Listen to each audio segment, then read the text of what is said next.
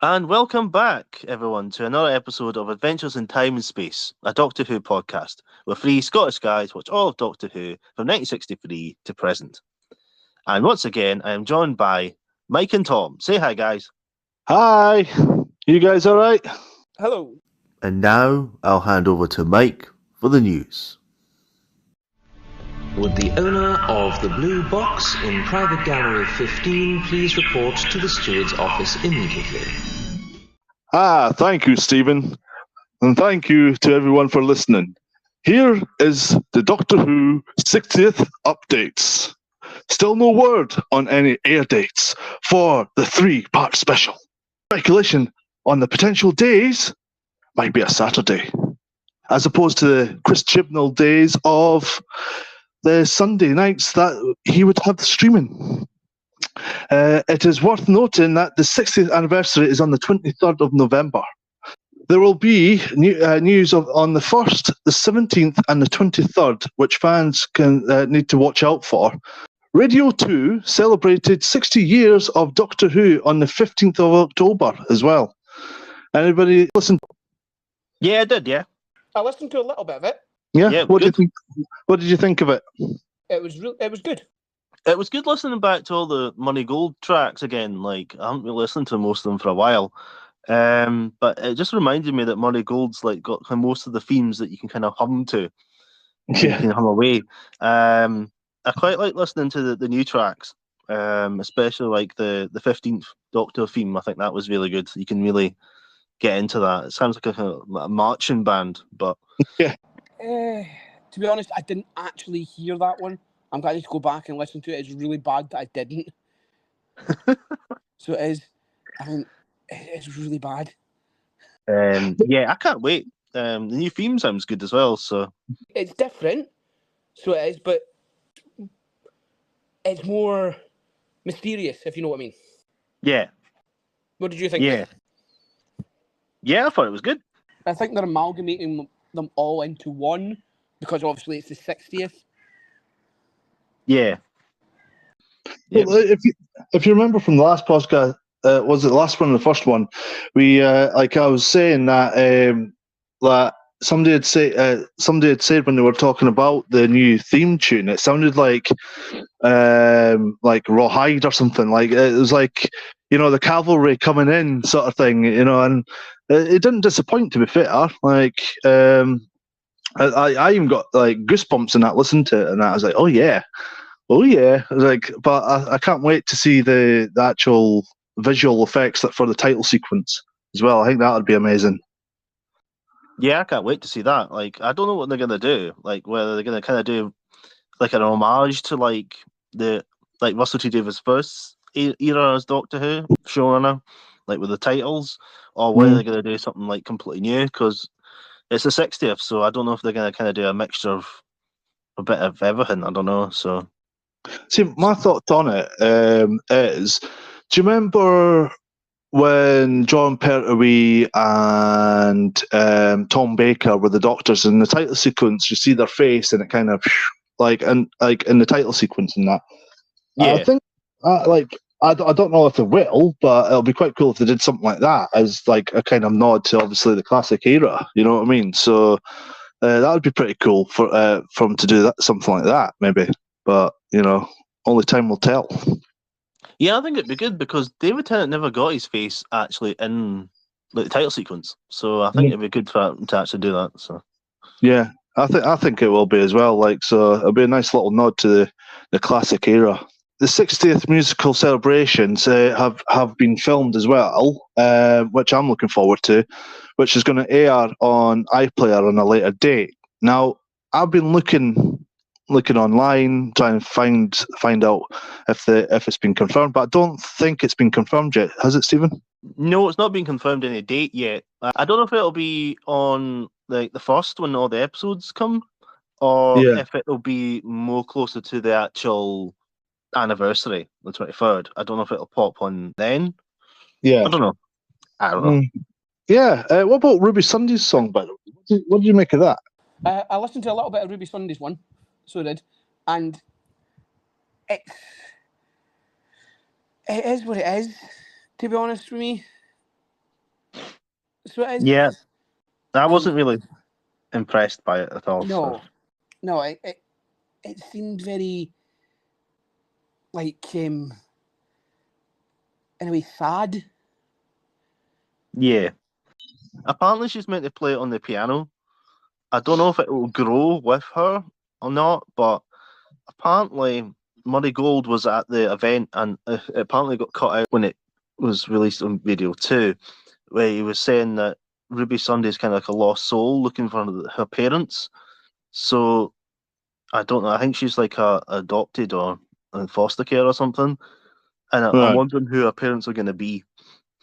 All right. But then technically, aren't all the Doctor's companions lost souls? That's how they find the Doctor, in a way. Some cases, yeah. Yeah. Yeah, I don't know, like, because, well, yeah, compared to, like, the other songs that have been released in that, like, it was kind of underwhelming, I suppose. But as you say, it might grow over time. Like, we don't know how much time she's got. Like, the companions can have very short times in the TARDIS, you know what I mean? So, like, I reckon she'll obviously last until, like, the end of the new season, but I don't think anything's been confirmed whether she's going to be back for the season after. So, for Shitty Gut was second season, which I'm looking forward to finding out, to be fair. I don't know if it's been confirmed yet or not. I don't know. We'll have to wait and see when they start filming season 15. Yeah, I really hope, and this is like, obviously I'm not going to mention it on here, but like I'm just going to think, like, of all the ideas that we've had for Doctor Who over the years, I really kind of hope, in a sense, that they've not taken some of our ideas, you know, that we've had, like, for like scripts and stuff like that, and but in a way I do kind of wish they would, sort of thing, but like I've, like, you know, it's kind of like Big Brother in this world nowadays, isn't it? So, Well, I don't know. Like, I'm assuming Russell T Davies has got his own ideas. well, yeah, but like, you know, like there's been times where not just Doctor Who, but other, like, sort of programs that I've been watching, but it'd be pretty cool if that happens, and then suddenly it happens. I'm like, all right, somebody listening to my conversations. You know, Big Brother's upon me. You know what I mean? They're listening to you, pal. Hi, pal. But anywho, so yeah, I'm moving on to the news about the episodes that are getting uploaded onto BBC iPlayer. It's been announced that 800 episodes of Doctor Who will be released on BBC iPlayer. This will also include spin-offs. So I'm guessing that'll probably be like the Sarah Jane Adventures, Torchwood. What's the other spin-off? There was another spin-off, wasn't there? Class. Class, that's the one. Yeah. With Class, actually, I quite enjoyed that first season. I was gutted that I didn't do a second season because I quite enjoyed that. I've never watched it, so right. I might watch it when it comes on BBC iPlayer. I might watch it. Yeah. Yeah. Well, it's got obviously well, actually, I'm not going to give spoilers, but like anyway, but yeah, I quite enjoyed it. I was quite gutted that it didn't do a second season, which they could have, but you know, they didn't. So, but you know, there might be, I don't know, other nods to Class. I don't know. So yeah, they're also going to have Doctor Who Confidential from like 2005 to 2011. They're going to have all those episodes up as well. Oh yeah. I forgot about that. Yeah. So, So anybody wants to check that out, they can, and that'll be released on the 1st of November, which is obviously leading up to the 3-part specials that'll be coming up, which still don't have a release date for, which is peeing me off because we're getting closer and closer to these dates and still no release date, and I'm not the only. Yeah, I'm pissed off now, but I think that obviously that we're going to have that rewatch of Dr. Donna. Yes. Dr. Donathon, the big dinosaur. Yeah, on the ginger dinosaur. The ginger dinosaur. That's on the 4th of November. Right. It's just a Saturday. So I'm thinking the next 3 Saturdays after that are going to be the 3 specials. Which will take us right up to the end of November. It could possibly. All right. Well, we'll find out hopefully this week some point, or maybe they have to come on. They have to tell us maybe this week, next week at the latest, because like obviously we're getting in halfway through the month now, and there's still no release date. So, but you know they have to do it either this week or next week at the very latest. Yeah, they do. Yeah. It's kind of getting annoying. But like obviously a lot of fans are being peed off by this as well, because they're like, come on, like when is it coming, like you know. But I think they're just like trying to give us a bit more what do you call it, edge of your seat sort of thing, you know what I mean? Like we're all at the edge of the seats, come on, when is it coming out, and then obviously everybody's going to celebrate good times, come on, do anyway. But yeah, so hopefully this week some point, or maybe next week at the latest, they'll need to release the dates so we can all get prepared, because it's just ridiculous that they haven't. Yeah, I'm trying to remember, when did they announce the date for the 50th? Because I can remember there was a trailer with the date on it, but I can't remember when they released the trailer for that. Oh, that's a good So I'm question. trying to think, was it like a month before, or was it like a few weeks before? Because I can't even remember. That is interesting. All you listeners out there, give us a message and let us know, and we'll cover it in the next podcast. Thank you. Yeah, but have you been up to date with all the stuff about the first 4 episodes? Yes, I was actually just coming to that. Thank you, Stephen. So yeah, the first 4 episodes that kicked off the classic era, well, kicked off the entire season, to be fair, has been confirmed that will not be coming on to BBC iPlayer, due to largely because of the writer's son of The Unearthly Child, Anthony Coburn's son, is withholding the rights to the first 4 episodes, which I can't lie, it peed me off, and it's peed a lot of people off as well. I've seen a lot of memes, and I've seen a lot of people posting up and that. I remember one person posted up, is like, it's sad to think that somebody who kick-started the whole Doctor Who show, like the first 4 episodes, I mean, has been basically, it's going to be overshadowed by the fact that his son is withholding the rights to those 4 episodes. So he's obviously going to be remembered for the first 4 episodes and kicking off the greatest show on, arguably, on Earth. This is certainly the longest running, but it's just sad to think that his son's withholding the rights, and it's going to be overshadowed. Like, that accomplishment is going to be overshadowed by the fact that his son, Steph, I think he's called. Yeah, it's called Steph. He's got a really bad haircut. Yeah, I haven't checked out photos because I'll be afraid that I might punch the screen. Just in pure anger. But no, yeah, and I agree with that. Like, you know, like, it's sad to think that, like, his son, like, he should be he should be proud of what his dad's accomplished. Like, you know what I mean? Like, and I kind of, devil's advocate here, I kind of get why he's withholding it, but at the same time, like, you're like withholding like something as great as, like, I don't know. It's a big no for me. It's get the rights put over to them and get it on iPlayer. Yeah, it's a bit of a dick move, really. So it is. Yeah, it's basically just out of spite, to be honest. It's basically, you're not paying me enough for this, so I'm not going to let you have it. So Yeah. he's basically saying, give me a bigger number. Yeah. Like, if someone asked him on Twitter, like, what do you get out of this? And he basically went, vengeance. Vengeance? Why vengeance? It basically feels that the BBC are responsible for his dad's death. Okay. And he feels that his dad created the TARDIS and came up with the time and relative dimension and space. and he didn't get credit for it. Okay. Yeah.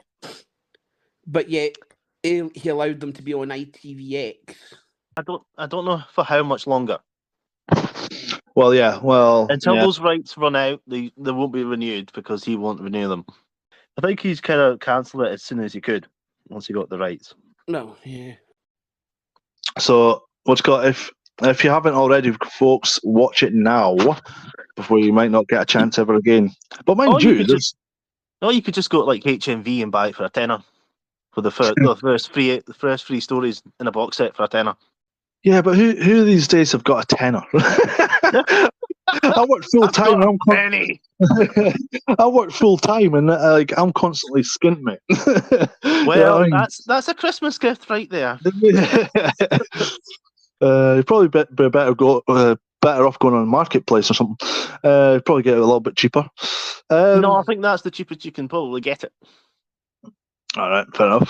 But I don't know, like for me, like I always remember the first story, but it's kind of sort of soured it for me a little bit because now I just think about Steph Coburn being a bit of a rebel and trying to stop us watching it on BBC iPlayer now, and it's kind of ruined it a little bit. Like the first 4 episodes for me now, because that's all I think about now is him. Because I don't know if you've seen any of his tweets on Twitter, but he's quite out there. I think he believes that Joe Biden's is being portrayed by an actor, and it's not the real Joe Biden. It might possibly be. You might never know. You never know. The whole world's a stage. Football stadiums are in the shape of an eye for occult stuff and all that sort of stuff. But basically on the 7th of October, he said that a while back I cancelled the BBC's licence to show or use in any way my late father's 4 first ever Doctor Who episodes comprising the Tribe of Gum. He likes to call it the Tribe of Gum. Now they offer me a pittance to relicense them. I sent them my counter offer instead. Let's see how much they want them. So do you know how much they actually offered them? How much? Well, apparently it's meant to be 20 grand. That's quite reasonable, to be fair. I would snap that up. I don't know. It's just, as you said, he's soured it. He's soured the first 4 episodes, and it's just like, to be fair, I watched the first 4 episodes for the second time in my life before any of this came out. So for me now, I watched it just in pure ignorance and pure just, this is quite interesting. You know what I mean? So I haven't watched it since this whole news came out, but I don't know, it's just so ridiculous. Like, it's the 60th anniversary, and again, this guy is holding up like one of the biggest celebrations and one of the biggest accomplishments in entertainment, because he wanted like more money or whatever. Like, and 20 grand, that is like even bloody 10 grand for the rights over an episode that happened over 60 years ago, should I say. Like, it's pretty reasonable. You know what I mean? Like, but was that for signing over the rights, or was that just for like licensing them? It was just the license, the streaming service, to put them on BBC iPlayer. So, like, there you go. Like 20 grand today. You could get like in another anniversary, or like when those licenses run out, you could then get more money for them. You know what I mean? Like, I don't know. I don't know where that guy's head at. But anyway, I think we wasted enough time talking about the jerk. Basically, I'll just throw in one more thing about him, and then we'll never talk about him ever again. And then hopefully he'll disappear into until the 70th. He'll pop up back then if he's still about. But anyway, well, the Woodcut fans might send assassins after him now. I hope not, because he basically said that if anything happens to him, then the Russians will get the license to the first 4 episodes. Seriously. Yeah, but also on Twitter, there's a guy called David Vance, Okay. tweeted that meet the next Doctor Who left, which is a photo of Ncuti Gatwa, who is like a black gay guy, Right. and he's out and proud, which is fair enough. Yeah. And the new character in the next series, right, which is a photo of Jinx Monsoon. You know who Jinx Monsoon is? All right. I've not seen that. I'm having trouble placing. Jinx Monsoon is like a drag queen, and she's going to be in the new season, the series 14, as like a villain. All right. Okay. Right. So basically, and he says, "Will you be watching?" Now, Steph replied, and he said, "The ashes of my father, Doctor Who co-creator and TARDIS originator Anthony Coburn, are now oscillating at light speed in his urn, in outrage at what generations of progressively more corrupted BBC filth have done with his creation. Had he known, he'd have turned down the job." Right. Wow. So that kind of pissed him off in April. Bloody hell. Honestly, like you can tell this guy's a product of the 60s. He was a child of the 60s, should I say. Like, how old is he now anyway? He must be fairly getting on himself. I don't know. Maybe he's ancient. Yeah, maybe. Maybe he's 90 or something. I don't know. I don't know if he's even on. Hold on. I don't know. Does it even tell you on Twitter how old he is? I don't know. Not. It probably doesn't, to be honest. You could probably Google him and it'll come up, but like I don't know, like, but like not that I'm trying to. I don't know. He does seem a bit out there, but maybe I don't know.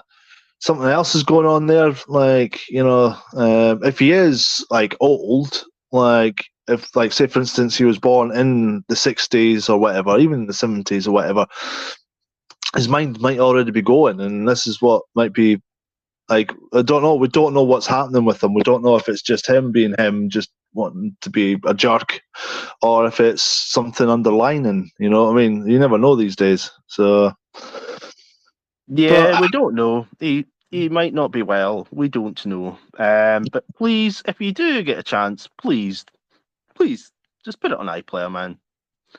I mean, you want to celebrate your father's legacy, and he wrote the first 4 episodes. Yeah, he didn't write any more, and yeah, he died pretty young, unfortunately. But we just want to celebrate the first 4 episodes of Doctor Who for the 60th, and it's for the younger kids that don't have it on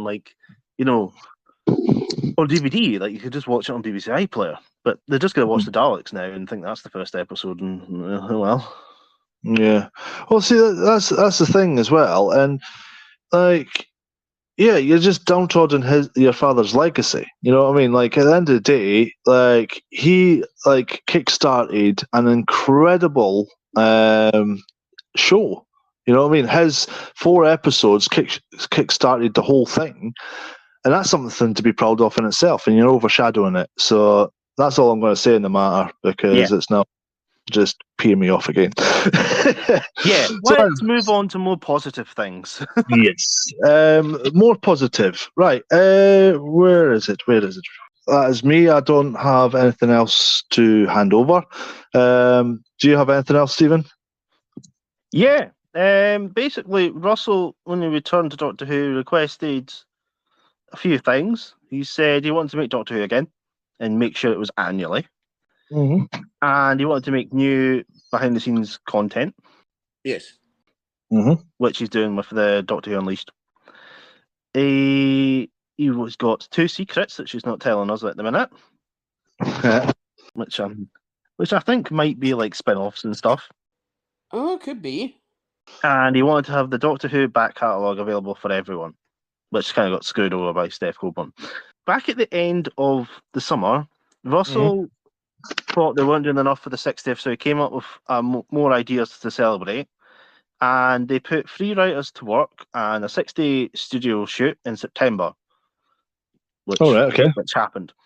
So I don't know if that's like another special, if that's going to be for like children in need, if that's coming out the 23rd. I don't know if that's a multi-doctor sort of thing. I don't know. It's kind of vague for that. Could it be like a teaser for another, like a spin-off series, like the rumored Unit series? Well, the thing is, they kind of have to be vague these days because there's so many people with camera phones and everything else that, like, it's like hard to get like genuine surprises in TV shows and movies nowadays because there's so many people that spoil it. And yeah, it's quite nice to get a spoiler every once in a while, but not like the old days when they were filming shows and movies and things like that, and it would be a total surprise because nobody, except from what producers and actors were telling you, you didn't really know what was going to happen. You know what I mean? But now, like, so many things get spoiled, and I don't like that. You know what I mean? I try and stay away from like social media when like stuff like this, but obviously I need to get news updates on the 60th special, which is kind of nice, but I'll try and stay away from any sort of spoilers if I can. Because I like to be surprised. I like to go, oh my god, that just happened. You know what I mean? So yeah. But yeah. So you know how you were talking. You know how you were talking about the dates, like the 1st, the 17th, and the 23rd. Obviously, the 1st is obviously the BBC iPlayer thing. Right. Yeah. The 17th is Children in Need. Mm-hmm.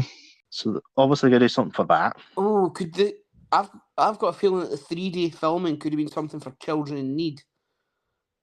Quite possibly. Because it could be like a mini episode. Could be. Because last year they announced the new companion on Children in Need. Yeah. So I don't know. Oh. We're just going to have to wait and see. Yes. Russell's really good at keeping secrets and teasing people, so we'll have to wait and see. Yes. And the 23rd is obviously the anniversary date. So we don't know what's coming that day. Yeah. Ooh, we'll just have to wait with bated breath. And that's basically all for the news. Like, I don't have anything else. Thank God. Yeah, I don't have anything either. And that was the news, ladies and gentlemen. Thank you for listening. And good night.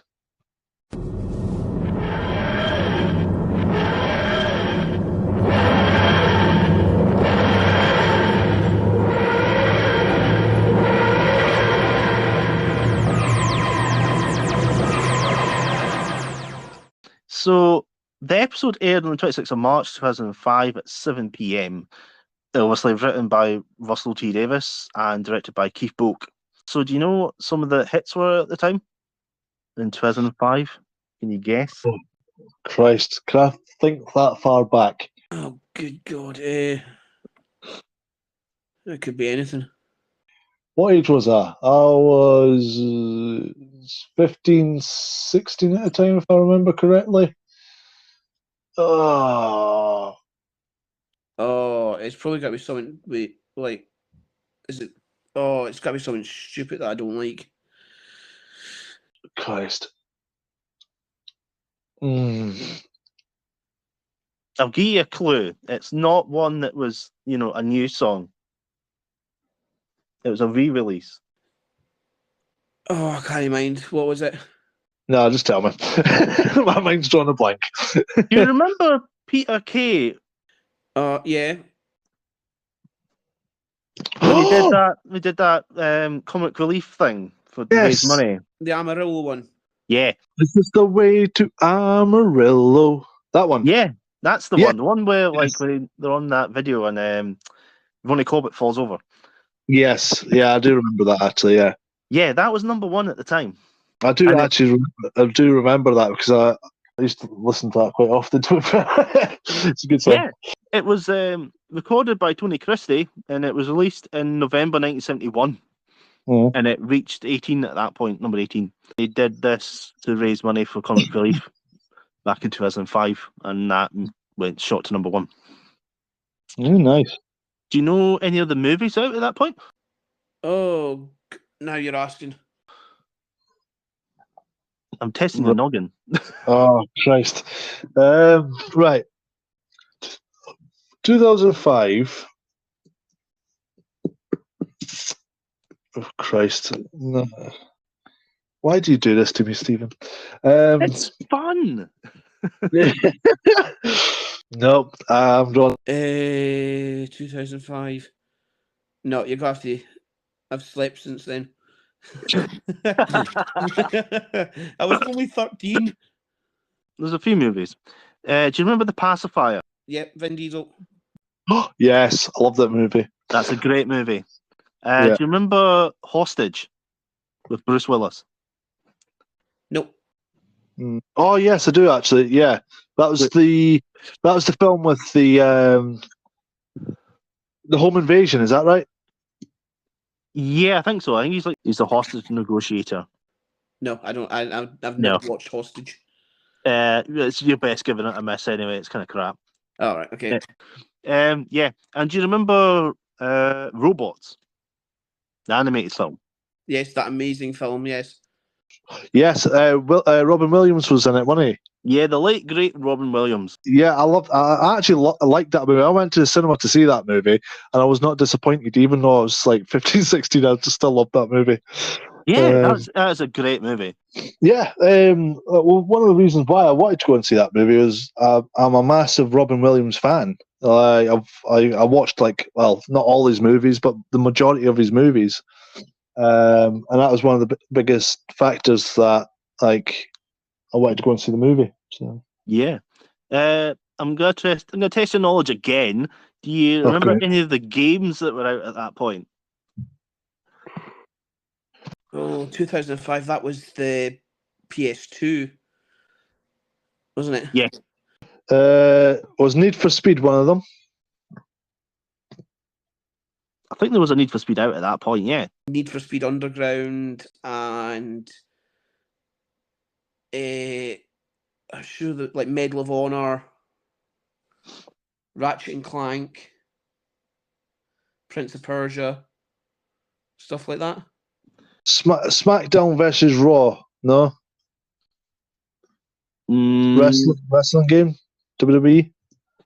Quite possibly, but it's not one I've got written down.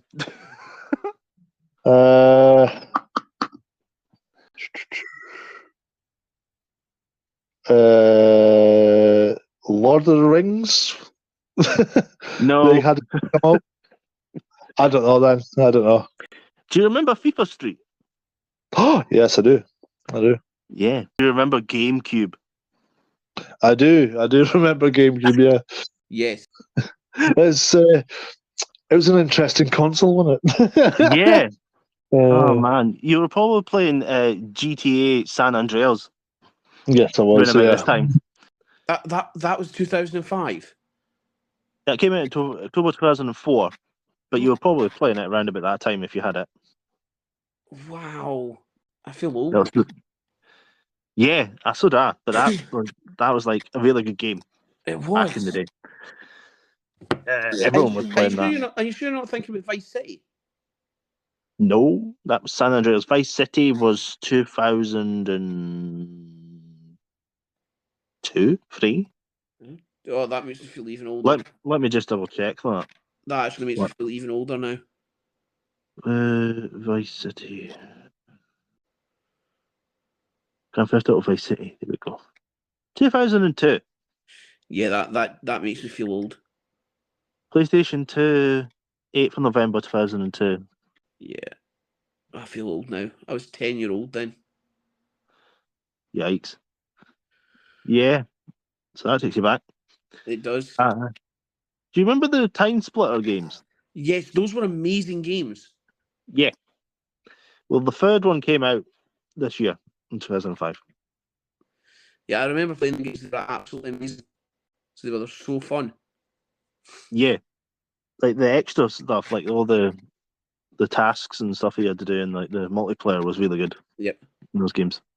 Some of the events at the point in this episode was airing was on the 26th, the day of the episode, James Callaghan, who was the Prime Minister of the UK from 76 to 79, he died at age 92 that day. Oh, right. Oh.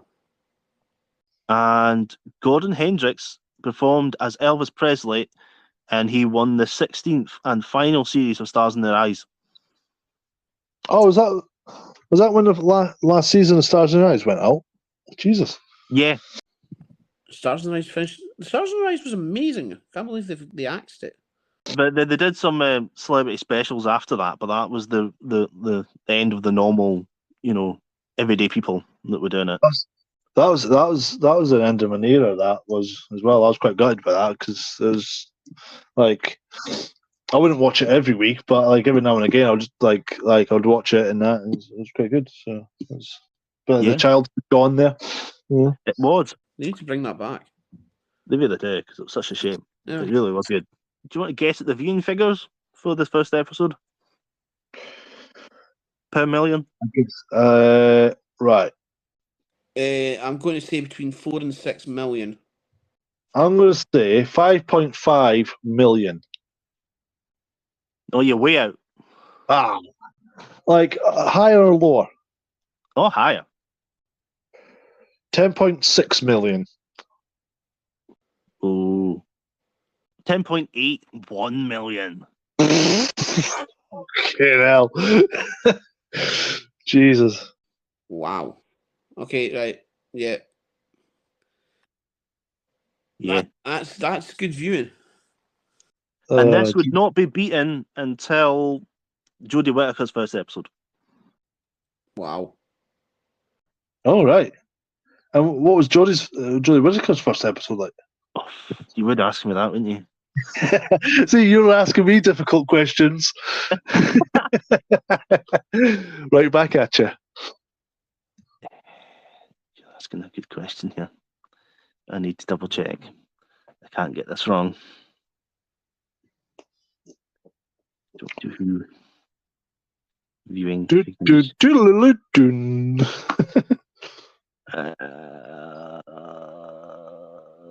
It was season 11.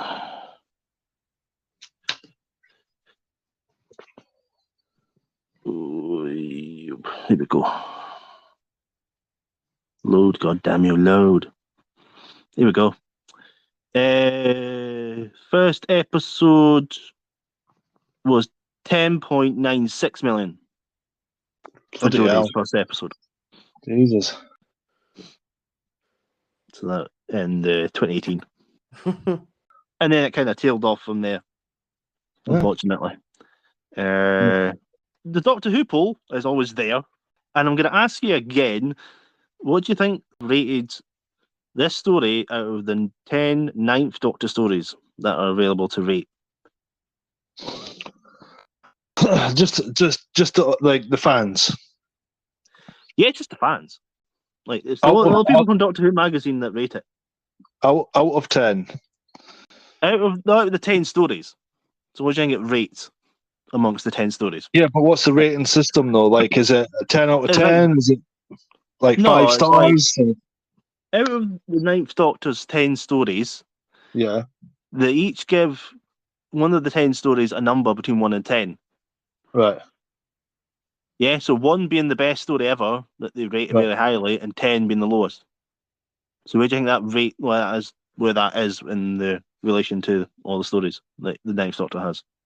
Right. I'll go for the middle, 5. I'm going to say they rated at least maybe 6 or 7. Okay. So in 2005, which was they did a poll not long after the series aired, it was rated 7. Hey. Right. In 2009, it was rated 6. Oh. 2014 and 2023, it was rated 5 out of 10. 5. Hey. I mean, that's not bad.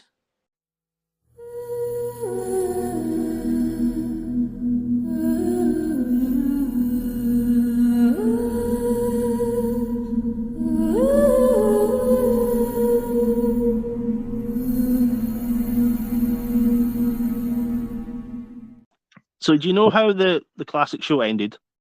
How it ended? Yeah. Do you know when? Was it not early 80s? If I remember correctly, the movie came out in 95, 96, is that right? And then 96, yeah. Yeah. So I'd say it ended about that then, didn't it not? Like that was the last Doctor Who on-screen performance, wasn't it? Well, the actual classic show actually ended on the 6th of December 1989, with season 26. Right, okay. And it was cancelled then. 26th of December. 6th of December. 6th of December. Oh, Christ. 1989, yeah. Jesus, I was, what, not even 6 months. Yeah, exactly. Oh, Jesus. And then the TV movie came out in the 90s, 96. Right. But then Doctor Who was still kind of going because they still had the Doctor Who magazine. They had novels. Yep. Big Finish started in 1999. And they had like an animated Doctor played by Richard E. Grant in the Screamer Shelter in 2003. Yeah. So by the late 90s, those in the higher-ups that the BBC that hated Doctor Who had long moved on. Yeah. And the people who had loved the show growing up started to like get into these positions in the BBC. Yeah. And in October 1997, Mal Young was appointed the head of drama series, and he hired Patrick Spence as the head of drama. And they wanted to look to see if they could get someone to bring back Doctor Who, and they looked at Russell T Davies, he'd been quite well known for his show Queer as Folk. Right. Okay. I don't know if you know that. I've heard of it. I've never watched it. No. Well, it's about three gay guys, living in Manchester. I've never watched it, never even heard of it, to be honest. Everyone knew that Russell was a massive fan of Doctor Who. Yeah. In the 90s, he had a meeting with the BBC heads, and he suggested, obviously, bringing Tom Baker back to generate excitement. But the rights for Doctor Who still belonged to the BBC Films, because they were trying to make a movie with Doctor Who. So the show could not go ahead, so they had to just shelve that for the time being. Right. So by late 2003, the rights were back for the BBC to make a show. And Julie Gardner was brought on, and she contacted Russell to give him the go-ahead. Now, Julie didn't know a lot about Doctor Who, so Russell gave her list of episodes to watch. Can you imagine what some of those episodes might be? Right. So, thinking classic era. Right, I'm just going to probably list off the ones that are like my favourites. You probably know which one I'm going to say first, though, won't you? Yeah. Which one? Just to test you. Inferno. Yeah. Yeah. Inferno. The Autons. I think the first episode, when they first appeared, the Autons.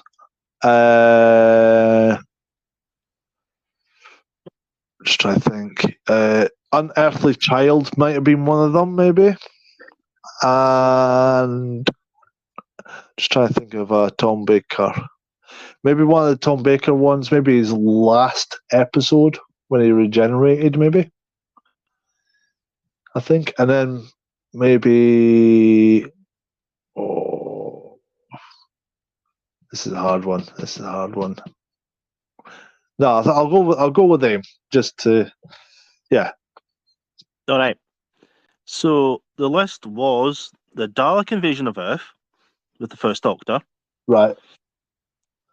Spearhead from Space, which was the first introduction of the third Doctor and the Autons. Yeah. The Ark in Space and Genesis of the Daleks. The Talons of Wen Chiang and the City of Death with the fourth Doctor. The Caves of Androzani, the fifth Doctor's last story. And the Curse of Fenric with the seventh Doctor. All right. So Inferno didn't even make it onto that list. No, it didn't. Jesus, come on. Anyway, so she watched them, and the project was greenlit on Wednesday, the 24th of September, 2003, and it was released to the press that Friday, the 26th. And it was announced that Russell T Davies, Julie Gardner, and Mal Young would be the executive producers for the show. Right. Now, speculation was all straight away, who's going to be cast as Doctor Who. Now, who do you think people were thinking would be cast as Doctor Who? Right, I'm just trying to think. Oh, I've read about it somewhere. What do you... I can't think of who actor-wise. Was Sir Ian McKellen one of them?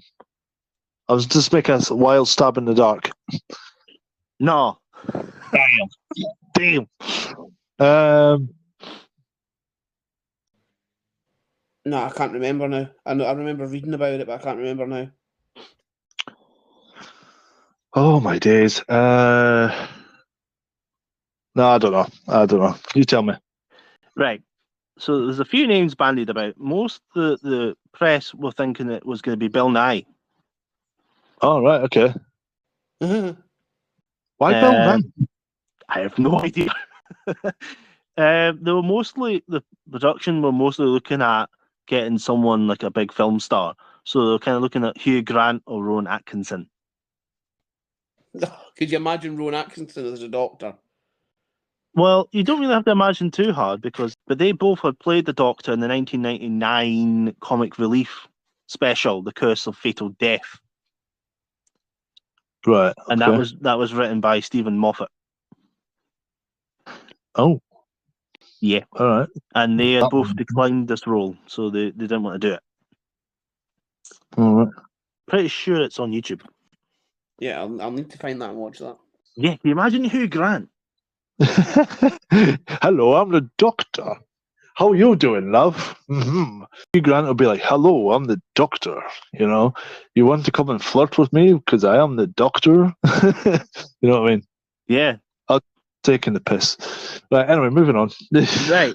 So at the first meeting with Jane Tranter and Mal Young, who were the drama controllers for the BBC, they were originally looking at doing a series of 6 45-minute episodes, which were 3 2-part stories. Which would be airing on Saturdays at 7 p.m. Right. And this would be the first time that the show would be shot in widescreen. And the episodes would be 45 minutes, like Resurrection of the Daleks in 1984 and Season 22 in 1985. Now, right. Both Russell and Julie were massive fans of Buffy the Vampire Slayer and Smallville. Right. And they took a major influence from these shows, and they wanted to use like the emotional storylines as well as the fantasy adventure aspects of these shows, overarching villains and like the overarching story in these seasons. And they also have like smaller standalone episodes. So Russell said that he thought that 2-parters would usually be at the middle and the end of the show, and he wanted to have a standalone episode to start the series. Right. Okay. So they were discussing names for who they wanted to be the Doctor, and there was a small list of names that they could whittle it down to like 3 people. And Mal Young has suggested the actor Christopher Eccleston. Now, Eccleston was on the top of the list with the other 3 actors, and it's rumoured to be the other 2 actors were Alan Davis. Right. Do you know Alan Davis? Tell me something he's been in. Alan Davis is basically known for being like a stand-up comedian, basically. But he's also like an actor as well. Like you've probably seen him in Jonathan Creek, if you've ever seen that, like the murder mystery comedy thing. Oh yeah, I vaguely remember. Yeah, I remember that. Yeah, he's been in QI, like with Stephen Fry and stuff like that. Yeah. So he's quite well known for that. And then another one was Bill Nye, who was on the list. So Russell informed them that he had received an email from Chris, and Chris had said that he had seen in the news that Russell was going to do Doctor Who, and explained his thoughts on the role. Now, Chris had basically said that he felt the Doctor would be lonely, always moving on through time, and never having a home. And he's put at the end of the email, P.S. When you're casting, could you put me down on the list for auditions? So they were pretty amazed that Chris would be interested in this, as he was seen as more of like a serious actor at the time. And Russell had worked with him on his other show that he had done, The Second Coming. Yeah. So Jane Tranter assumed that the Daleks would be opening the show, but Russell wanted to hold them back for the mid-season to like grab press attention. Right. Russell wanted to use the Autons so that they could like focus more on the Doctor and Rose. Yeah. After considering an 8-episode run, Russell and Julie felt that a 13-episode run would be more ambitious and better budget-wise, and easier to sell like to BBC worldwide and overseas. And then in February 2004, producer Phil Collinson joined the show as the show's producer. He's back now for the new seasons. Yeah. So Russell submitted a 15-page pitch document for the show, and basically he wanted to get rid of everything, like from most like the old show, except keep the good bits. So he wanted to keep the TARDIS, Sonic Screwdriver. Didn't want to alienate the new audience members with like loads of backstory.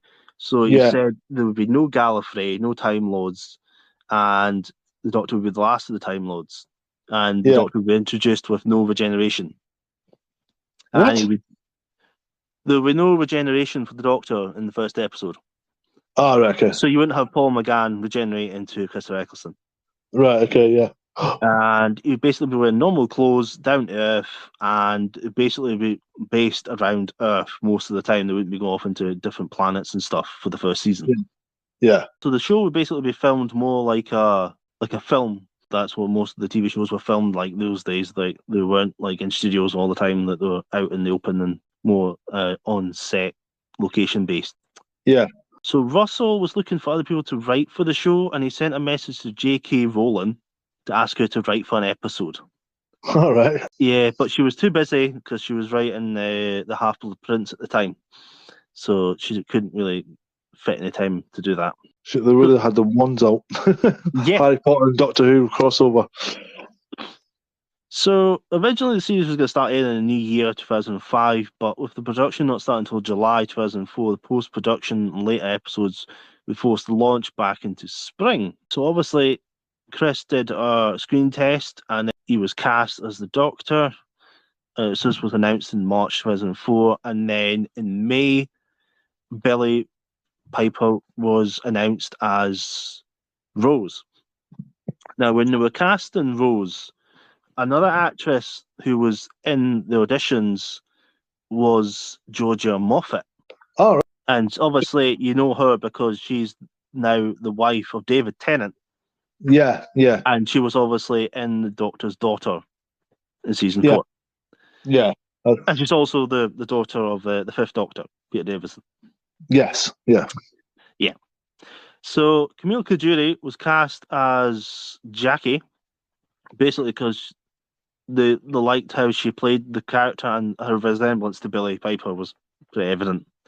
Yeah. And Noel Clarke was cast as Mickey, but his appearances in the script had to be changed so they could film around his availability because he was filming in Thailand at that point. Yeah. And then they got Stephen Moffat, Matt Gatiss, Robert Shearman, and Paul Cornell to write scripts for the series as well. So this episode was filmed as part of Block 1, which consisted of episodes 1, Rose, episodes 4 and 5, Aliens of London and World War III. And it was mainly filmed in South Wales. So where they filmed with Rose walking in the basement of the shop, this was the main way from the ICU to the theatre in the hospital. And they had stopped filming as people were being pushed past on gurneys. So this was basically the service tunnels underneath the hospital. They filmed on the Brandon estate in London for 5 days, and this would be used for Rose's estate in the episode. And it was very expensive to film there, so they had a very short amount of time to film in London, as it was a Cardiff production. So the crew was still learning how to make a sci-fi show and realised that they had not allowed enough time for special effects or for the Autumn performers to have breaks. Jackie, being terrified by the Autumn brides, was put back for a turn on a night because they ran out of time. Scene where the Autons break the glass. Russell T Davies wanted to make sure this happened in the episode, basically because back in the 1970s when they did the original Spearhead from Space, the window smashing was not seen on screen due to cost, so he made sure that this was going to be in the actual episode. So they used safety glass, and the windows were detonated to shatter on cue in a fake display unit. So the shots of the Doctor and Rose running across Westminster Bridge was planned very carefully, with a London bus passing by, and they had to time it correctly. So they couldn't afford to hire out an actual red London bus and hire a lot of extras for the scene. So they just waited for an actual red London bus to pass by, and they just sort of timed it at the right point for them to run across the bridge with the bus behind them as they filmed. So the shot with the Doctor at Rose's door is supposed to be filmed on location, but they ran out of time, so it was done in studio, and they just had to blur out the crappy background. Yeah. Extra dialogue was written into the state stuff with the Doctor and Rose as the episode was underrunning by a few minutes. This was directed by Euros Lynn in Block 2 with episodes 2 and 3. Yeah. Now, they melded a lot of the effects, the special effects, like for zooming in from space at the beginning of the episode, and they had to remove up the Arsenal graffiti from garage doors when Rose and the Doctor were walking through the estate. And they covered the joins in the back of the Autons masks and creating the nesting consciousness. As this episode was running under, nothing was cut, and a trailer was added for the next week to extend the duration of the episode. And the final voice recording was on the Saturday the 5th of February 2005, which had included the nesting dialogue performed by Nicholas Briggs, who is better known as the voice of the Daleks and the Cybermen. Yeah. Nice. Yeah. Was it not a thing in Russell T Davies and Christopher Eccleston? There was like some sort of creative differences or something, and that's what led to Christopher Eccleston eventually leaving. Or do you want to get into that in another time? Well, that's kind of due to some of the stuff that happened in this first block, filming episodes 1, 4, and 5.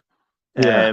There's the story about a couch going on fire, because you know when the exploded Rose's work that way, it exploded and they went on fire. Yeah. Apparently, a couch was meant to come flying out on fire, and there was a lot of safety precautions weren't met, and there was a lot of they were basically 3 weeks behind schedule because there was a whole load of crap that didn't happen. Yeah. Bloody hell. Yeah, you have to take safety into consideration, don't you? Yeah. So there's not they kind of kept a lot of tight-lipped about most of it. So there's only so much you can kind of say, because they probably won't say a lot about it until maybe 20, 30 years down the line. So yeah. And now I'll hand over to Tom and we can discuss the episode.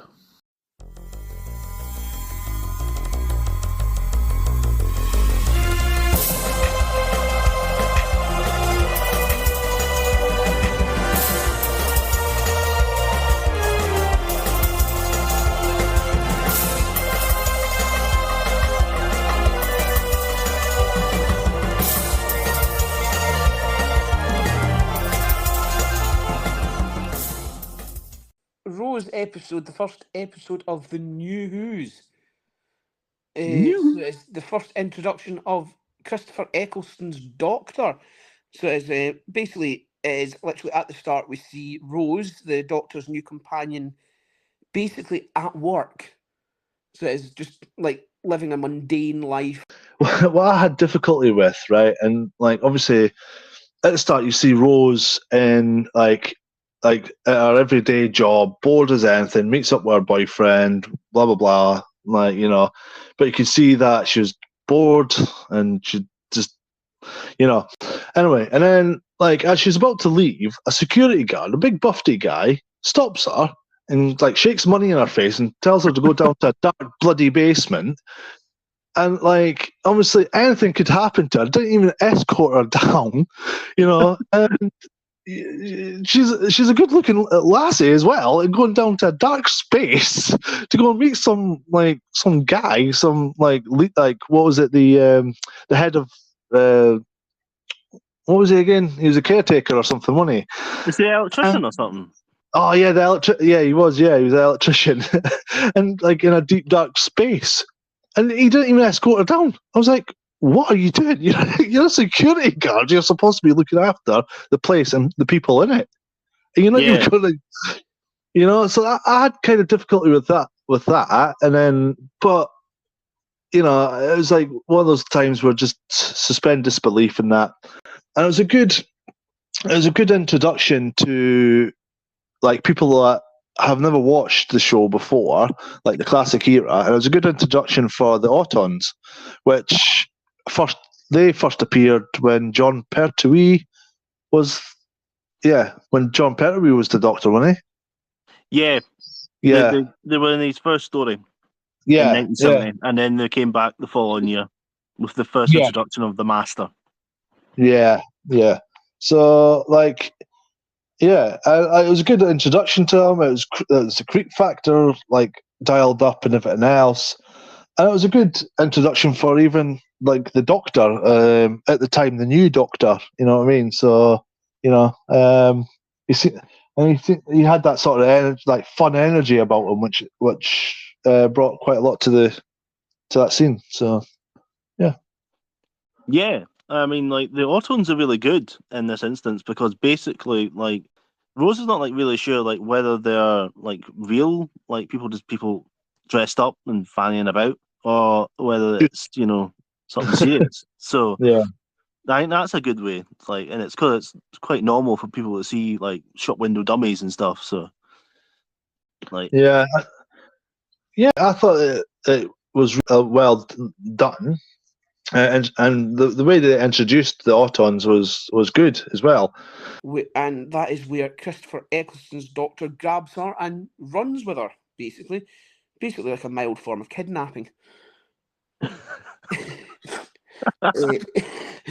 So he runs with her to an exit and basically throws her out the door and looks back at her with a bomb in his hand, which is kind of strange. For Eccleston's Doctor basically blows up Rose's place of work.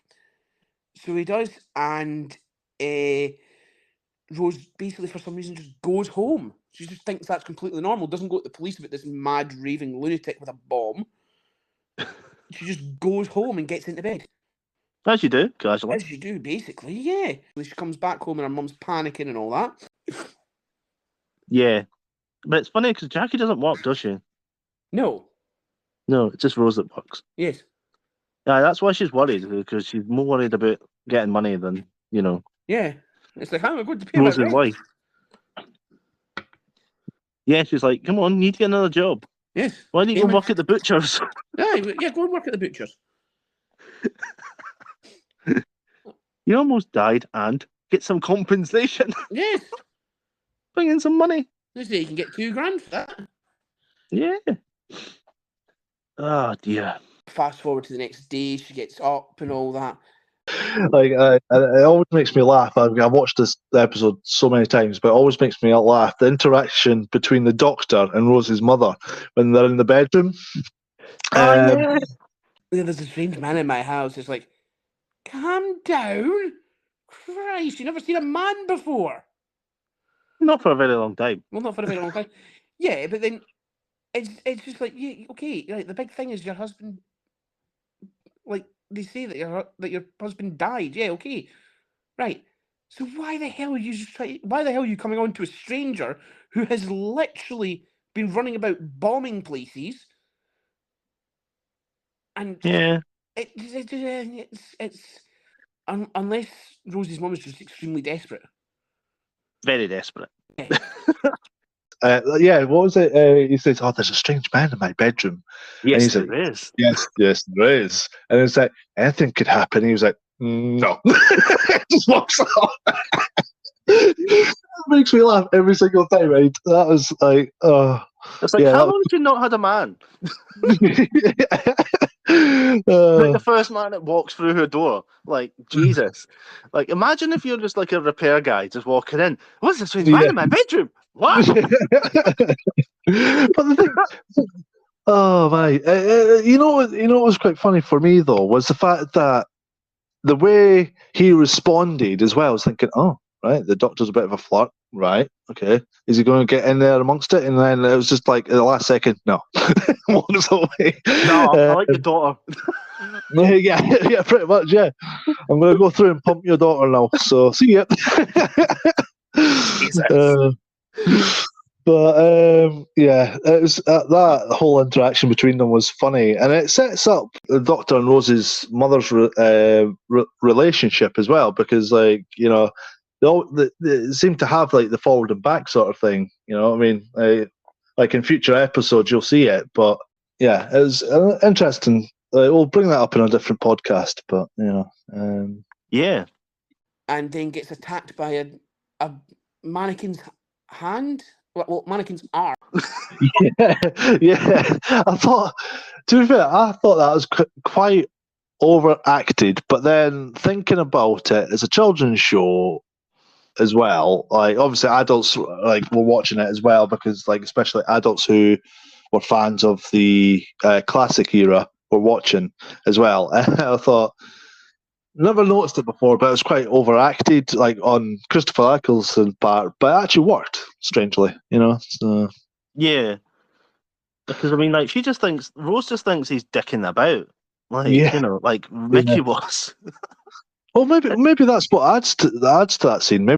Did you get the whole point about what the Doctor was talking about like the turn of the Earth and you can feel it and all that sort of thing?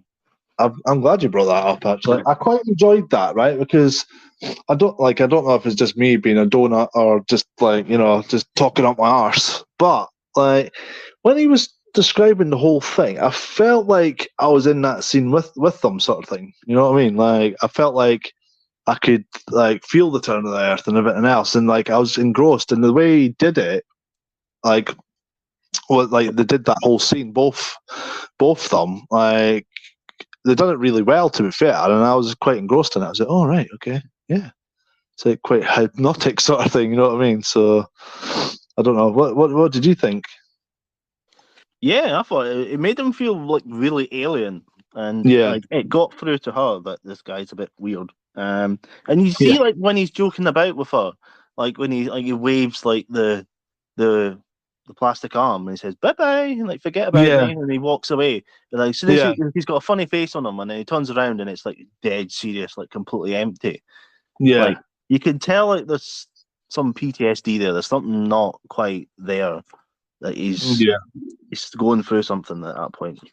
And he's just play acting for her.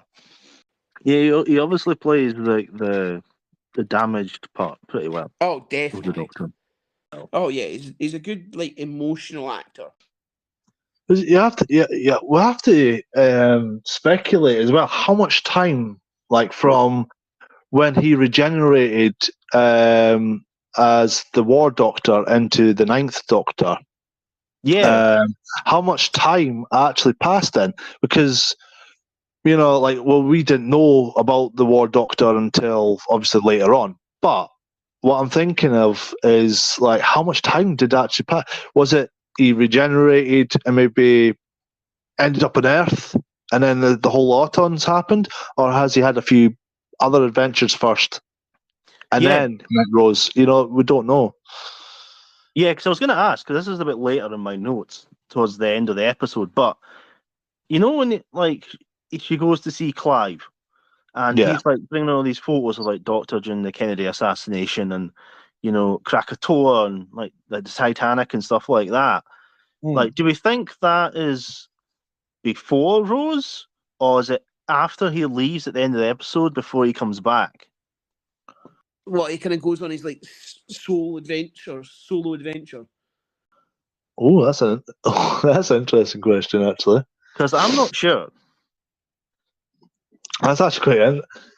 I don't know. During I don't know, because why would the Doctor leave Earth during a crisis, especially one that he keeps saying like, well, there's a war going on right now. There's something going on. There's like something like happening right now. Why would he just go off and go through like different points in time when there's something else that's going on? Like I know he's got a time machine and everything else, but it's just. He would just go swanning off when you got this major attack going to happen in London, Well, it's mostly to be like when he asks Rose to leave with him, and she says no, and he says right, fine then, and the TARDIS dematerializes and he disappears. So did he then go back and do these other adventures? Like, I thought you meant. No, I thought you meant after the whole rotating Earth scene. No, like I'm saying, like at the end of the episode, like when he asks Rose to leave, and she initially says no, Then he leaves in the TARDIS. Does he go back to like the Kennedy assassination and like the Titanic and Krakatoa, and does he have all these other adventures and then go back and realize, oh, I should have said it travels in time? Does he go back then and then tell Rose it travels back that he goes in time, and then she joins him then? Or does all that happen before he gets to this story with Rose? Ooh. That was my theory. I'm not quite sure which one works best, to be honest. I mean, to be honest, with the TARDIS and the Doctor, that's a very loaded question because it could be happening before, during, or after. You never know. In the whole timey-wimey grand scheme of things. Yeah. I don't know. That's a hard one because, and I'm thinking that like it's quite hard. Like you always find because you need you need multiple people to not drive, but pilot the TARDIS, don't you? And like he's only one man and everything else, so you have to think of every time the TARDIS materializes, like in future episodes. Like there's times where we'll find out in a future episode, but like he's thinking he's in 2005, but actually he's in a year ahead. He's like in 2006, and all these events have happened. It's not like I don't think the TARDIS is that precise. A lot of the times, because if you think about it, it kind of just goes like where the Doctor is needed. You know what I mean? So I don't know. That's a hard one. Yeah, I'm going to say it's happened before Rose, but I don't know. We don't know for sure. We don't know. Do you think? I don't know. I'd probably go before Rose. Kind of makes more sense. Yeah. It makes more sense to me, to be honest. Especially when we would know what we know now is the fact that it's never that like the TARDIS isn't always that precise. You know what I mean? Like as I pointed out, there's times where you'll think it's 2005 or it's a certain year, but it's actually a different year. You know what I mean? So yeah, that happens quite often.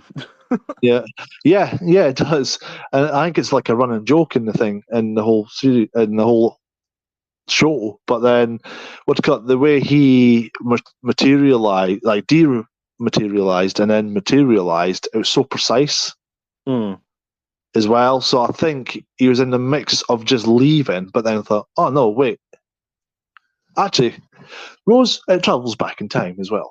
And then she's like, "Oh yeah," but but talking about that scene as well, and this is what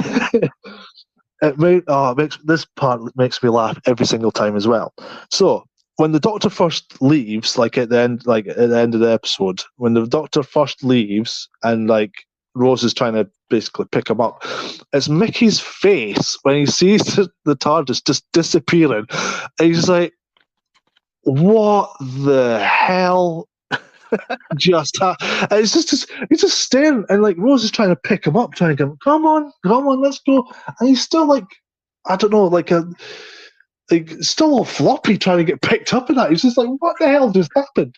And his whole facial expression was genius, and I just I found it absolutely comical. It was brilliant, and Mickey's story arc. As well, like obviously we'll get into this in future episodes, but I actually like his story arc going into the modern era, because he goes from being a Jesse to being a hero. You know what I mean? Yeah. Well, not like being a bit of a pussy to being a bloody hero, isn't he? So, but we'll get into that in a future episode. But as I said, his face when the TARDIS just disappeared, it was just like, what the fuck?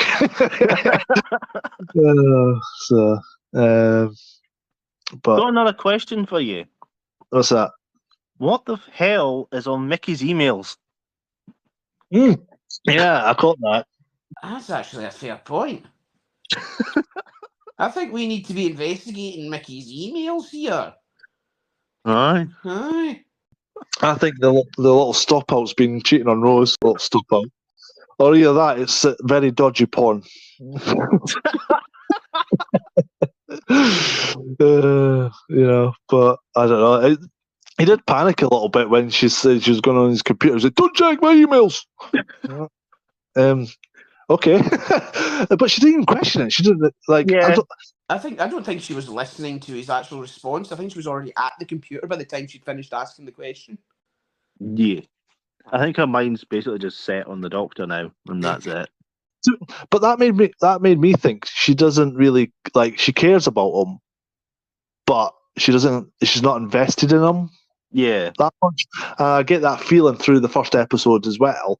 The way they interact with each other. You know what I mean? And I think, like most girlfriends, especially if they're invested in their boyfriend, and they suddenly shout out, "Don't read my emails," you know, they're like, "What the hell are you trying to hide?" You know what I mean? And then it goes into a whole big rabbit hole. Yeah. But she didn't question it. She just went, "Okay." So, like, that told me everything I needed to know there. That, like, she cared about him, but I don't think she loved him. In all honesty. I don't know if the Doctor even knows about Clive, to be honest. I mean, to be honest, Rose probably told him. Oh, I found you because this man named Clive, who's a bit insane, you know, like found all the pictures. Yeah, you know when she's like looking up online, she doesn't use Google. No. I don't know if that counts as product placement or not. No, because you don't product. I wouldn't say it was. Because I don't know if the BBC were allowed to use Google, and that's why they created this weird other search engine. Yeah, maybe. Don't know. Oh. You see, like when the Doctor. What was I thinking about there? I don't know. Do you have any other thoughts in the episode? But did you notice, like, when they go around to Clive's and Yeah. it's one of your nutters? Dad, it's one of your nutters. I mean, can we just say Clive's wife is like when she hears it, she's like utterly defeated. So it's just like, oh, for fuck's sake. Yeah. You can tell in the voice, just like, no, not this again. Mickey is sitting in the car, and the guy comes out and pulls out like his bin to take out, like, to be emptied and stuff. Yeah. Yeah. So then he goes over, like the bin starts moving. So Mickey's like, "What the fuck's going on here?" So he goes over and checks in the bin. Why the fuck is it empty? Oh, that's good. That's a good point. If the bin's getting emptied, why the fuck is it empty? That was weird. So it was. Yeah. I mean, at no point did anybody look out the window and go, "That's a bit strange." And what about the guy that actually put something into the wheelie bin in the first place? Is it another bin? Has it cloned the bin? Why wasn't the guy that brought the bin out in the first place not turned into a plastic man?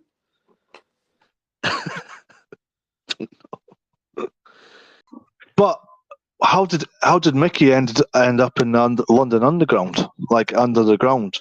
Was there a portal? Was there a transmat in there? Maybe. And it transported rubbish, and it transported Mickey. Maybe. That's what I'm thinking. Because he went into the bin, and obviously the bin went burped. Comedy right there. And then obviously, like, how they, like, you're not going to see like a whole load of autons going picking up a bin and then going do. Let's go down to our underground layer. You know what I mean? Like, I think there was maybe a transmat or something in that bin that's like maybe taking them like to where the Doctor and Rose found him. You know what I mean? But I have to question, right? Is how the hell did Rose not notice that something was up with Mickey? Because he looked very different. You know, the makeup in that they put on him, he looks like he looks plastic. Yeah, you know? And she didn't even realize, and that puts me onto the whole thing of like, well, she doesn't really notice these things about him. So how invested is she in him? You know? Yeah. Exactly. I mean, literally, she obviously does not pay attention to Mickey. I don't know. It's just funny. But like, what do you think? Do you think there was a trans mat or something, or in that bin, or like, or should we just suspend disbelief? I don't know. There must be something there. Otherwise, I don't know how he gets there. Yeah, there must be something there. Because then, how did they get the replacement out pretty quickly? Yeah. Mm. So yeah, and then they go out for lunch, and she's still not noticing anything. Like, and then she doesn't. Yeah. They don't really notice the doctor until he comes up with the bottle of champagne, which is. But the thing is, she looks directly at him, right? And obviously, the audience can tell that it's not Mickey. Even if you put the scene out where Mickey gets sucked into the bin, right?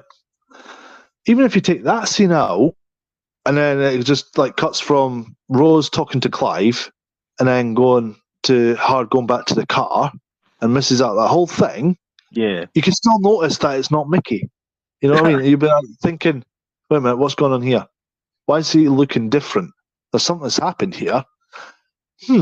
What happened?" You know what I mean? So you could, but then she barely looks at him, and then the only time she actually looks at him was when they're in the restaurant. Like eventually, you know. I think that's when he grabs her hand or something, and then she looks at him, and she's like, "Oh, what's going on?" sort of thing. And then obviously the doctor appears.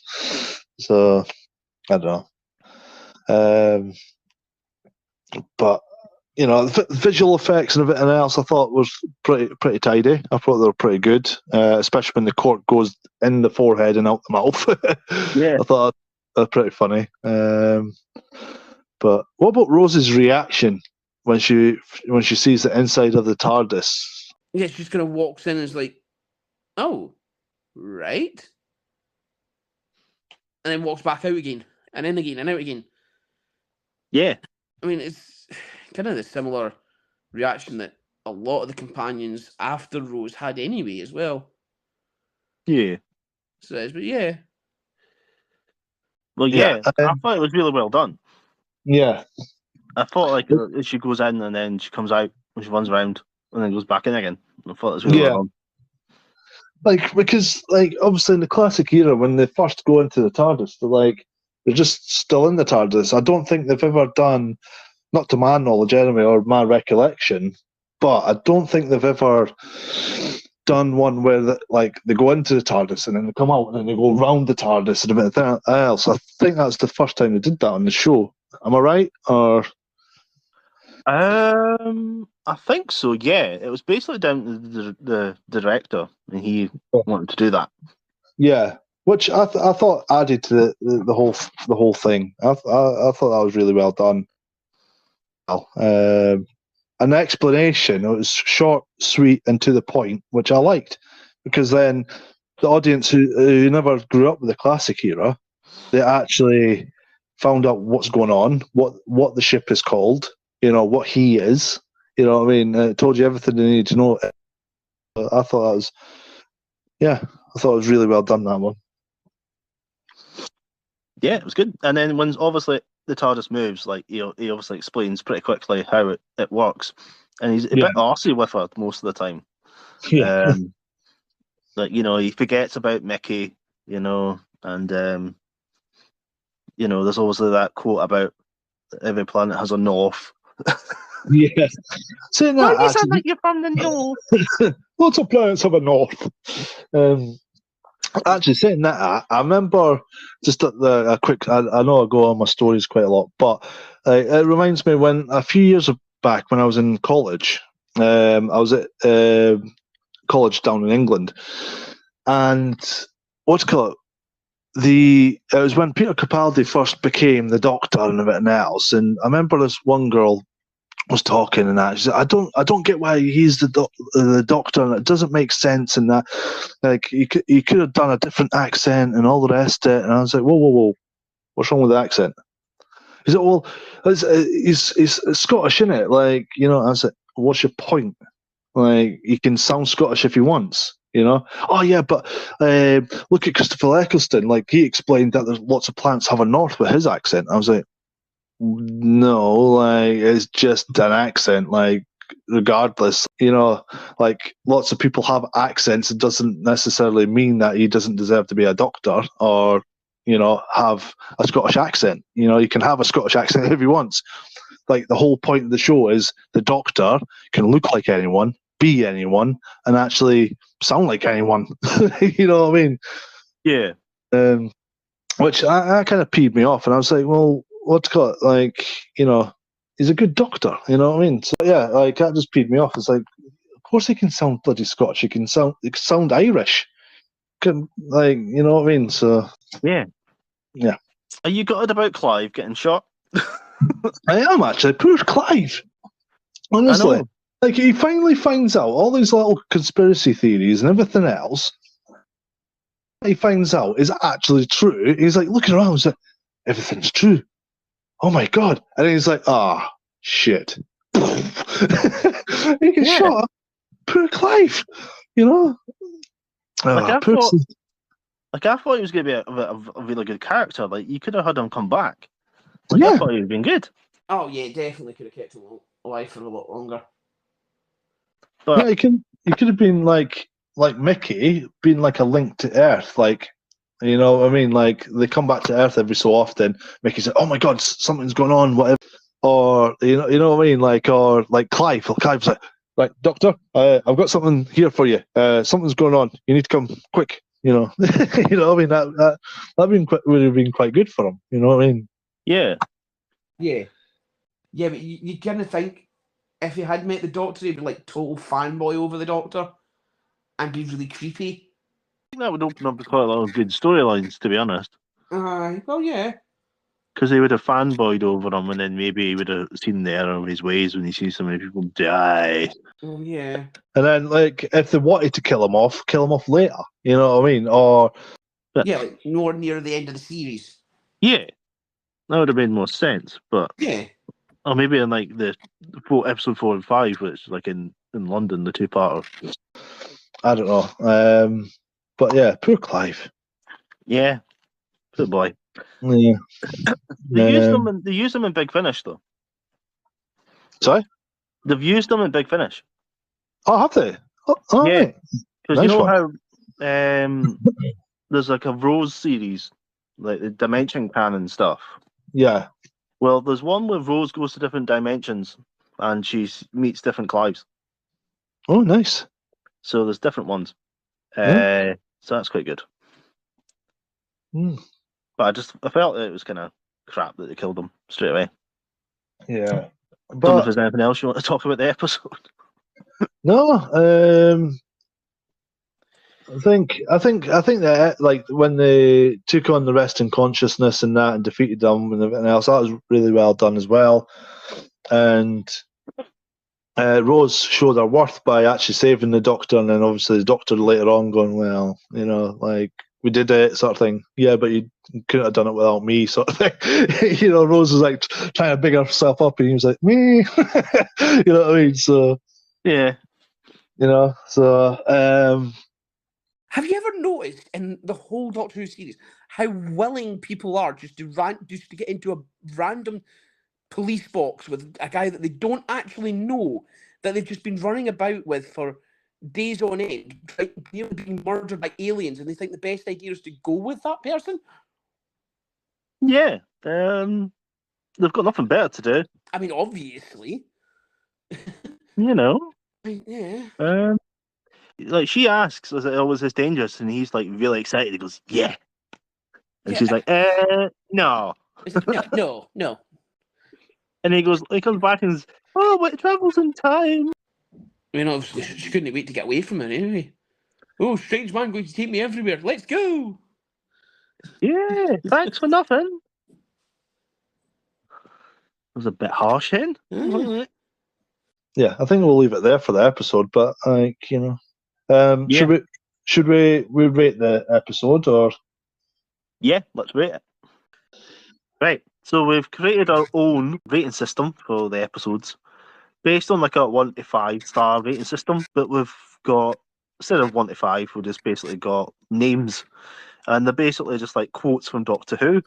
So if you're saying it's like a 1 star, which is basically crap, the quote would be, Don't like it. and that basically means that you were bored and you never want to watch it again.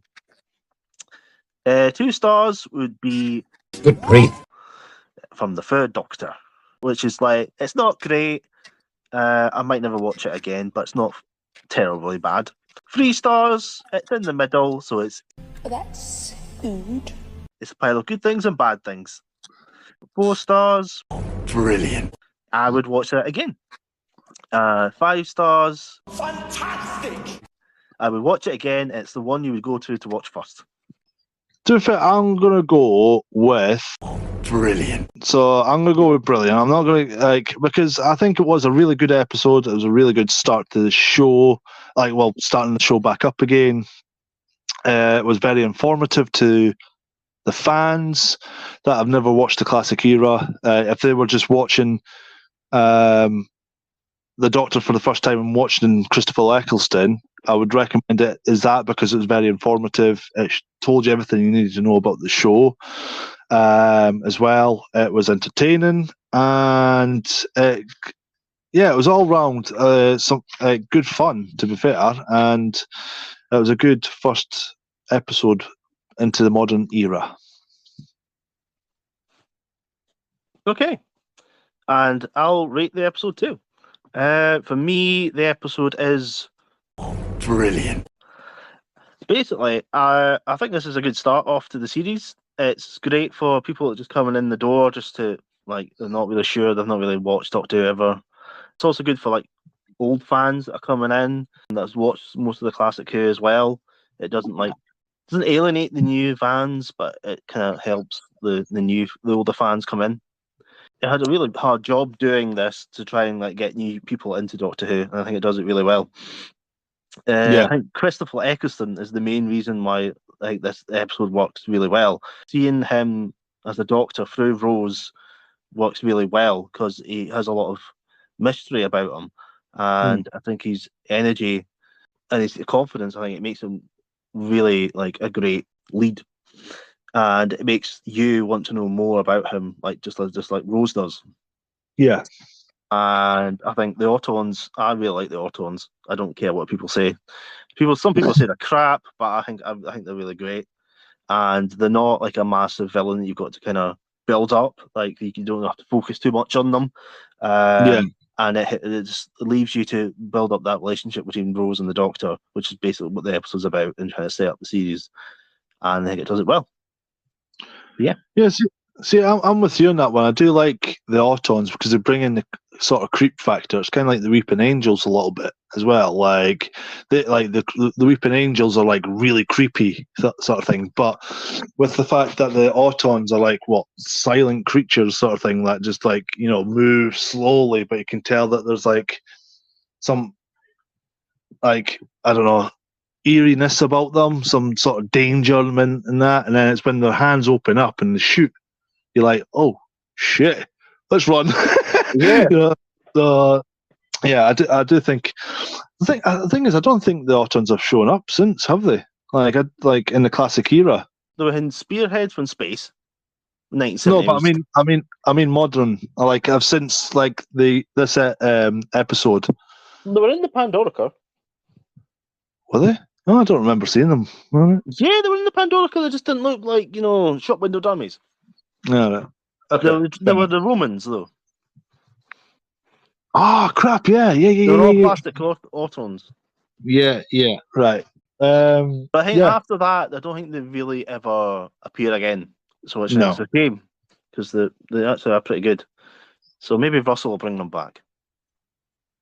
Yeah, maybe. I'm hoping. I mean, I'd still have to go because it being the first episode of the New Who, it's still trying to settle in to what it's going to be, while also respecting what came before it. I just think it was like a good reintroduction into the Doctor for a new generation. Yeah, because it's kind of like an unearthly child, but for more like a modern age. Yes, basically. It just gets better from here on in. It does, definitely. Some episodes are a bit, meh, but there's a lot more highs than lows. Yeah. So, what do you think of Christopher Eccleston's portrayal of the Doctor in this episode?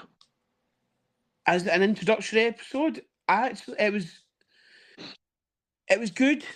So it was, but he definitely changed as he went through the series. Yeah. So he did. So I think he was just kind of trying out, see what would work. Mm-hmm. So I did like it for the fact that Doctor Who was back, and I think as the series progressed, he definitely got a lot more settled into the role. Yeah, it's a shame that we only had one season with him. I know. Because I think, like, if he'd done another season, you might have got a bit more. Yeah. Something else out of him. Definitely. Rose as a companion, good companion, obviously, but I think her character was a bit woe is me in a way. I mean, you could tell like they were trying to do a strong, tough, independent, like 19-year-old, but it just came across like she was a bit of a dick sometimes. Yeah. In my opinion, anyway. Yeah, there's a couple of moments, like, especially at the end when she says thanks to Mickey, Yeah. and he's like, "What for?" And she's like, "Nothing." And I was like, "Oh, that's a bit of a dick move, like there." Yeah, and the fact as well that she didn't even notice that her boyfriend had been turned into sentient plastic. Yeah. She didn't really notice until he got a coke to the face. I mean, exactly. I mean, she literally went to dinner with him and sat across from him, and he was plastic, he was shiny. Yeah. And she didn't notice that? Apparently not. Even if his driving was off. He was all over the road, and like, come on, he's going pizza. Yeah, unless that's just the way that she sees him. Maybe he drives like that most of the time. Aye. And maybe it looks like a rejected Ken doll most of the time as well.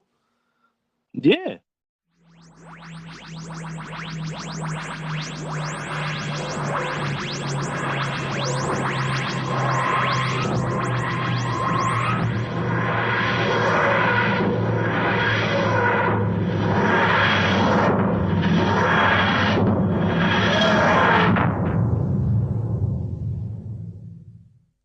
But and last thing as well, do you think there's any hope and chance that Christopher Eccleston will return for the 60th? Unless he gets an apology from Russell T Davies, no. In the BBC, no. Enough. No chance. Yeah, fair enough. Yeah. It'd be quite nice for him to bury the hatchet, but I would quite like him to be in the 60th, but but I don't think he'll ever get that apology because it's been 15 years down the line, and still nothing. So still no apologies. So. Well, no, judging by what they did to him, like I'll get into it more when we talk about the End of the World episode 2. There's a certain press release that gets issued after this episode aired in like the week that followed, which kind of pissed him off. So. In the next episode, we will be reviewing The Daleks with the first Doctor, William Hartnell. Thank you, everyone, for listening to the podcast and that. And please like and subscribe to our socials. And please rate us on Spotify as well, just so we know that you're listening. But any questions or anything, please let us know on our socials. Okay, Bye. Thank you. Bye-bye. Thank you. Bye. Goodbye. Bye.